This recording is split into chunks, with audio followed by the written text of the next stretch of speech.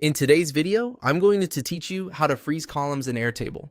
If you work with wide tables and lots of fields, freezing columns can make your view much easier to manage. It lets important columns stay visible while you scroll horizontally through the rest of your data. That's especially helpful when you want to keep key information like project names or statuses in view at all times. To begin, go to the projects table in Airtable. Once you're inside the correct view, take a moment to look across the top of the table where your column headers appear. The freezing control is built right into the column area, so you won't need to open any extra menus. Next, move your mouse cursor over the vertical dividing line near the columns. As you hover in the right spot, Airtable will reveal a visual indicator that shows you where the frozen section can be adjusted. This part can be a little easy to miss at first, so move slowly and watch the header area carefully. When you're positioned correctly, a blue bar will appear along with a small handle. That blue bar represents the boundary between frozen columns and the rest of the table.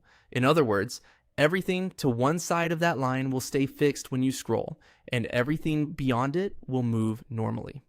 Now, adjust the blue bar by clicking and dragging the small handle. As you drag it, you're choosing exactly how many columns should remain frozen. This gives you a flexible way to customize the layout based on the way you work.